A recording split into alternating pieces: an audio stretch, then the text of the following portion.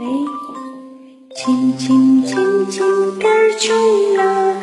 आज सीखेरा या सिंबला नमला yang thawala doje palam kawala chim chim chim chim kar chungla आज सीखेरा या सिंबला